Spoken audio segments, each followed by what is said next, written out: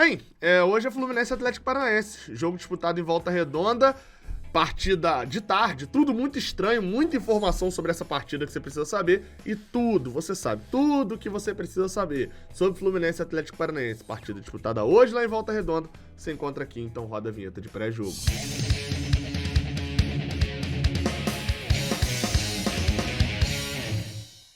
Seja bem-vindo, você guerreira de todo o Brasil, de todo mundo, aqui é o canal Raiz Tricolor. Eu sou Gabriel Amaral, sou jornalista por formação e sou tricolor de coração. Você deixa seu like, se inscreve e comenta aqui embaixo o resultado, quanto você acha que vai ser essa partida.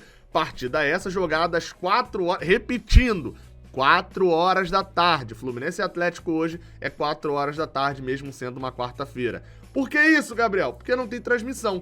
Não tem transmissão oficial para o Brasil, que é aquela nossa partida anual, né? Todo ano a gente tem 2 jogos que ficam ali praticamente no escuro. Dessa vez aconteceu mais uma vez contra o Atlético Paranaense. Só a Globo poderia passar a partida, decidiu por não transmitir, uma questão que ela já tem com o Atlético Paranaense lá de trás, porque quanto mais ela transmite, mais o Atlético ganha de dinheiro. E se o Atlético ganhar muito dinheiro com a Globo, ele não assina com o Premiere, enfim, confusão deles. Vale destacar, o jogo não passa no TNT não, Gabriel, o Atlético passa lá, mas o Fluminense não, o Fluminense passa no Sport TV. E aí não tem como transmitir só o Fluminense com a bola no Sport TV e só o Atlético com a bola no TNT. Tem transmissão internacional que você, né, tem sinal pirata aqui no Brasil, mas o Raiz Tricolor não recomenda a utilização de sinais piratas.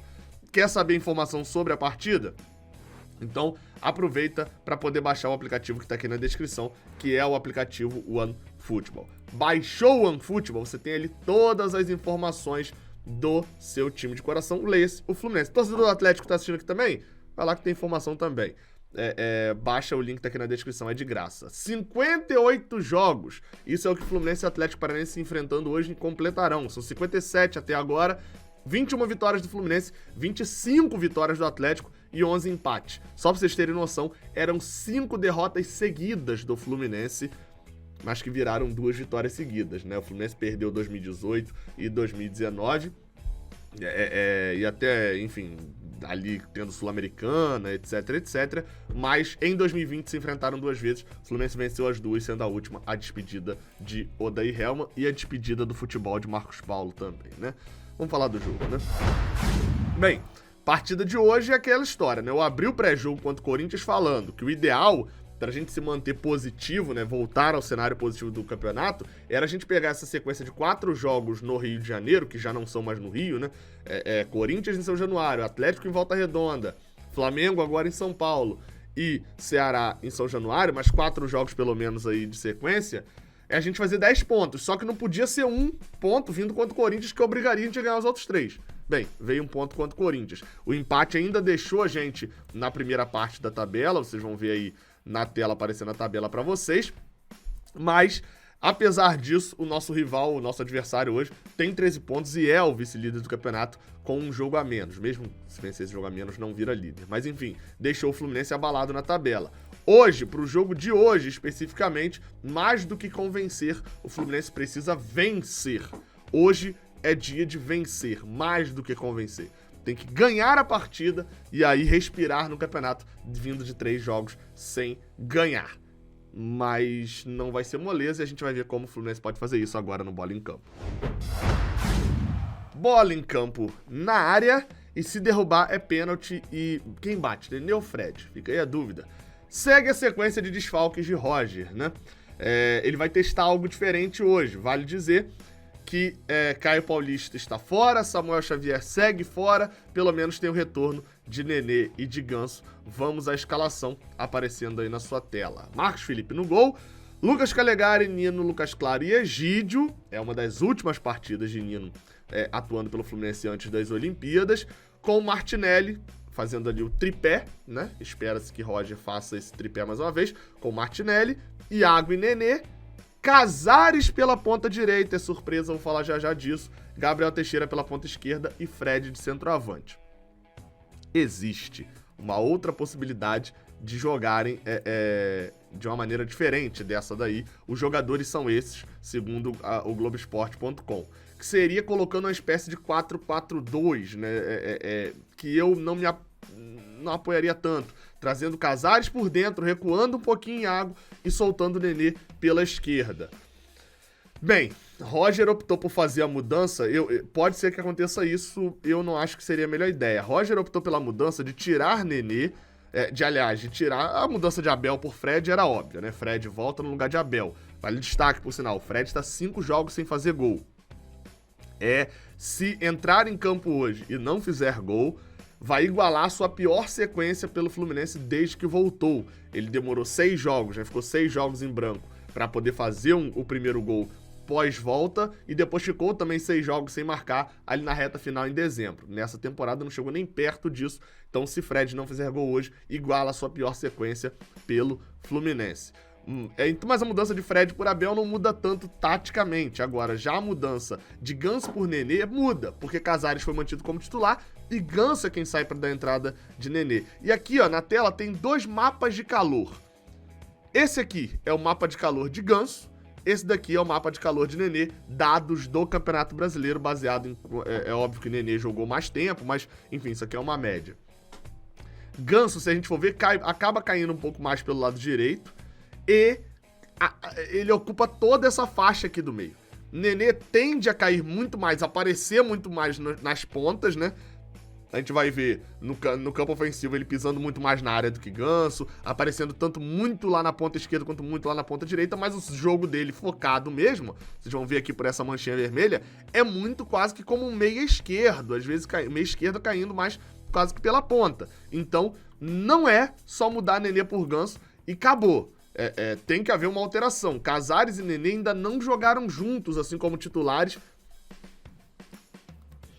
ocupando, deu uma travada aí o celular, eu voltei, né, vocês perceberam, ocupando, assim, a mesma faixa de campo, Nenê e Casares. Então, assim, Roger não vai poder só pegar o jogo contra o Corinthians e mudou Nenê por Ganso, não, ele vai ter que fazer mudança tática no time também. Outro destaque é que, aí a mudança tática, né, será que vai ser Casares mais por dentro, como eu falei, quase que num 4-4-2, com o Nenê caindo mais pela esquerda e adiantando o Gabriel Teixeira, ou será que ele vai tentar a mesma coisa que tinha com o Ganso, e fazendo com Casares e Nenê? Acho que seria ingenuidade, não espero isso de Roger. Ponto 2, seguimos perdendo muito poder de fogo pela direita sem Caio Paulista, que já voltou a treinar, mas ainda não está relacionado para ser titular. Caio Paulista e Samuel Xavier são jogadores mais agudos, vão mais ao fundo, exploram essa jogada de linha de fundo, além do poder de marcação de Caio Paulista. Com Casares e Calegari, até deu certo contra o Corinthians, né? Mas eles jogam muito mais por dentro, afunilam o jogo ao invés de ir ao fundo, o que pode prejudicar no nosso jogo contra o Atlético Paranaense. Detalhe, que contra o Corinthians, como eu falei, Casares até foi bem defensivamente, teve 3 ações defensivas, se eu não me engano, acho que 2 desarmes e 1 interceptação, mas vale destacar que o lado forte do Corinthians era o lado direito e não o esquerdo. Talvez por isso ele tenha levado vantagem, né? E pra falar do Atlético Paranaense, por sinal, citei, tá jogando 3 zagueiros, não sei o quê. Juliano Lorentz, lá do Tretes TV, vai falar aqui com a gente agora e eu vou comentando aí o vídeo dele. Fala, galera do canal Raiz Tricolor, aqui quem tá falando é Juliano Fusca, o Fusqueta. Sou jornalista, sou editor-chefe do portal Tretes. Confesso que aquela faixazinha ali, aquela faixa 2018 ali me incomoda um pouco. Mas vamos lá. Site especializado em notícias do Atlético Paranaense. E hoje eu tô aqui para falar um pouquinho aí desse confronto entre Furacão e Fluminense nessa quarta-feira no estádio Raulino de Oliveira em Volta Redonda. Furacão chega de 2 resultados negativos contra o Bahia, uma derrota em Salvador e um empate contra a Chapecoense no último minuto na Arena da Baixada, né? Vale destaque, a imagem que o Atlético passa chegando em segundo é de chegar embaladíssimo e tal, e assim, e meio que não é, né? Eles estão talvez como a gente estava pro jogo contra o Atlético Goianiense, né? Vindo de um resultado, apesar da posição na tabela ser muito boa do Atlético, né? Vamos seguir aí. Então, a gente está tentando corrigir a nossa defesa. O Antônio Oliveira tem usado um esquema de 3 zagueiros desde a vitória contra o Grêmio, né, por 1-0, isso há 5 rodadas atrás. Né, esse esquema foi mantido. Estamos com alguns problemas aí no posicionamento dos zagueiros. Ou seja, vai ser interessante para ver o time jogando com 3 zagueiros, né? O Antônio Oliveira, treinador desconhecido, né? Não é um treinador do mainstream, armando com 3 zagueiros, mas assim, se deu certo lá atrás, talvez por isso Roger deve ter...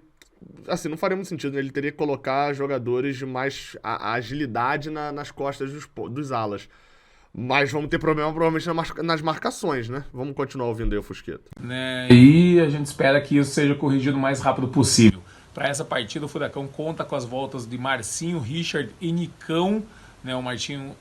Richard é aquele mesmo, que passou pelo Fluminense em 2018, foi pro Vasco, pro Corinthians, tá no Atlético já. E o Richard devem ser titulares, já há um bom né, tempo. Inclusive falando nos pontos fortes do Atlético, além da zaga, do sistema defensivo, né, os laterais, né, que chegam muito bem ao ataque, têm dado muitas assistências nesse ano, né, tanto o Marcinho quanto o Kelvin pela direita e o Abner pela esquerda, e a gente pode confiar bastante nesses jogadores.